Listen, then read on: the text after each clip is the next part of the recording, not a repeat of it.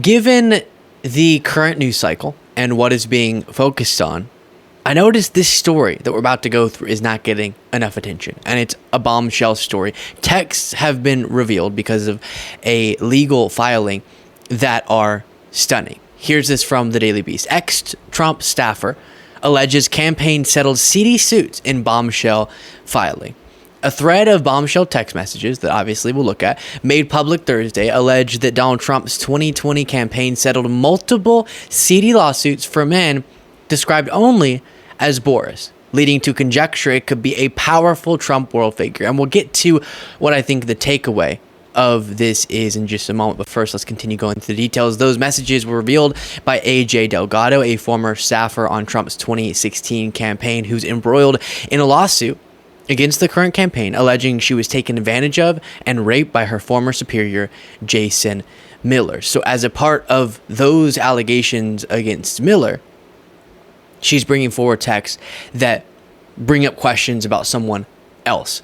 As a part of that lawsuit, Delgado, a lawyer who's representing herself, filed a motion Thursday that included a text thread she claims to be between her and Jenna Ellis, another ex-Trump staffer who is a co-defendant in his election subversion case in Georgia. And here are the text messages at issue. Jenna, between us, do you know of anyone who complained of gender discrimination? This is from Delgado, who's bringing the suit. Pregnancy discrimination or sexual harassment in the 2020 campaign? Do you know if the 2020 campaign settled any potential lawsuits regarding such? But please tell me the truth. Thank you. And then Jenna Ellis, former Trump lawyer, says, yes, off record, Boris. The campaign settled multiple suits. Have your investigator subpoena Michael Glassner. I will, of course, tell you the truth. We may not agree on everything, but I support you. So indicating there, this Boris figure, which presumably Delgado knows who that is, we are left to speculate. We'll look at who seems to fit the character. That individual had to have the Trump campaign cover up allegations against him. And the way they attempted to do so is also a little bit suspicious. It's the second time the texts were submitted as evidence by Delgado, and then only a first name was used in the text thread. But speculation is rife that the trouble advisor could be Boris Epstein, an analyst for Trump's 2020 campaign who's remained a trusted ear for Trump to this day. Only the best around Trump, huh? Epstein also did not respond to a request for comment on Thursday, and no official sources have made any confirmation he may be involved. Now, before getting to how they are paying for these settlements, how they're trying to suppress these stories, I should note these are just allegations at this point in time, of course. But also, if we are referring to Boris Epstein, it seems to be within his character. As it notes, Boris was all that was mentioned, but Epstein was accused of repeatedly groping two sisters at an Arizona bar in 2021 until a bouncer and cops intervened to remove him. Epstein was slapped with a trio of sexual misconduct counts, but they were later dropped and instead pleaded guilty to a disorderly conduct charge. Epstein paid a fine and agreed to go on probation, but served no jail time. Those allegations were resurfaced by Forbes reporter Zach Everson, who first shared Delgado's motion in a thread to X. Body cam footage from Epstein's arrest showed police speaking separately to Epstein and his accusers. One of the women told police the incident began after he approached her group and invited them to his table for free drinks, a request they took him up on despite describing him to police as looking like a fatter Tony Soprano. And then it talks about him grabbing them by the waist, pulling them towards his crotch, etc., and goes through his other legal troubles regarding the campaign and the election interference attempts by the Trump campaign. So, again, he did plead guilty to disorderly conduct.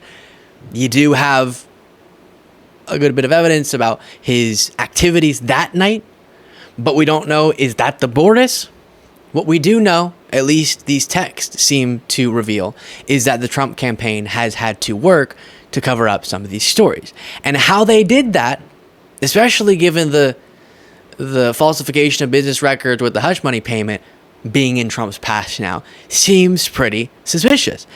The text exchange follows earlier sworn declarations by Delgado asserting that Trump's 2016 campaign repeatedly used middlemen to send hush money with the direct intention of obscuring discrimination settlements from the public and from the Federal Election Commission. So it wasn't just for Trump that they were doing this. In other words, the payment would be routed through a middleman to hide the fact that the campaign had settled it from the public and the FEC. Delgado stated in her earlier sworn court declaration. I thus have direct personal experience with the defendant campaign hiding settlement payments to women, routing them through a middleman law firm, which to the public would only appear as payments for legal services. Where have we heard that before? Trump's criminal trial. So what's the takeaway? Again, I'm very clear. I think it is important that we respect the presumption of innocence, but some concerning allegations here being made from this former Trump staffer, both in how these stories were attempted to be covered up and also what the allegations are. I'd like to know more information. Is it Boris Epstein? Given the two sisters situation, seems like it could be within his character. He's a very prominent Trump ally, and that is yet another reminder to us of when we're talking about Trump, he by himself is disqualified in his character to be president. We've seen that. Civilly liable rapist, Donald Trump. And also, in voting for Trump, you're voting for who he's going to choose to surround himself with. And that's a disaster as well. And this could end up being just yet another example on a very long list of examples of that phenomenon. And I'm getting a little bit tired, as I think many of you are as well, of hearing this group of people justify their hateful, judgmental demonization of people by saying, no, but we do that because we have the moral high ground. We can tell you how to live because we live correctly. We are the party of family values, even though we don't want to fund things that uplift families, and in our personal lives, we are vile. And I will say, before getting on to another example of the Trump campaign's bizarre efforts to cover up things and influence the campaign in strange ways, Biden, while he absolutely had a disastrous debate performance, he did have a moment here where he makes the point that I'm making. Number two, the idea that you have a right to seek retribution against any American just because you're president is wrong. It's simply wrong. No president's ever spoken like that before. No president in our history has spoken like that before. Number three. Watch as Biden says these words as Trump nods along. Yep. The crimes that you are still charged with, and think of all the civil penalties you have. How many billions of dollars do you owe in civil penalties for molesting a woman in public, for doing a whole range of things, of having sex with a porn star on the night while your wife was pregnant? So when he says molesting a woman in public, Trump nods, and then nods in the affirmative. And then whenever he says had sex with a porn star, Trump declines. Very interesting. I mean, what are you talking about? You have the morals of an alley cat. Give you a minute, sir. You have the morals of an alley cat. And then we got this iconic moment. I didn't have sex with a porn star, number one. Okay. If you have to say, I didn't have sex with a porn star on national television, something has gone wrong in your journey to that moment. If you appreciate the work that we do to put together the show every day, a way you can show that and help us continue to grow is by clicking the subscribe button. It's easy, it's free, but it makes all the difference. Back to the video. Now, as another example just of the MAGA folks acting in violation of the principles they purport to stand for, the party of family value stuff, and the things that, again, often justify their demonization of, alienation of other people who live in ways they don't approve of. NPR reports Fox News paid $12 million on Friday to settle a former producer's lawsuit claiming that Tucker Carlson's show was an abusive place to work, defined by bigotry, misogyny, and bullying.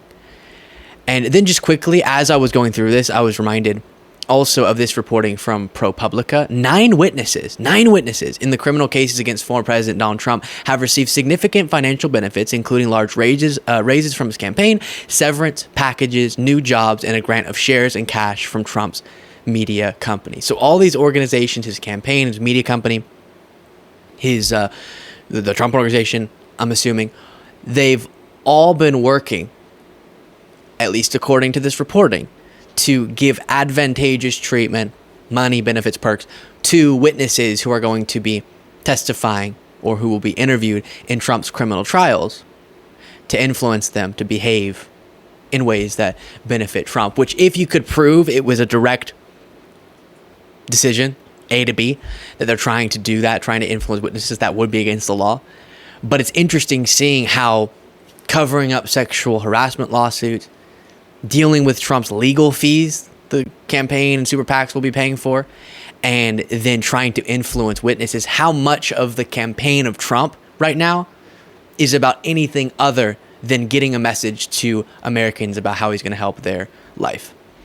Let me know what you thought of that in the comments. If you want to get an extra episode of the show daily and support the work we do, you can do so by clicking the join button below.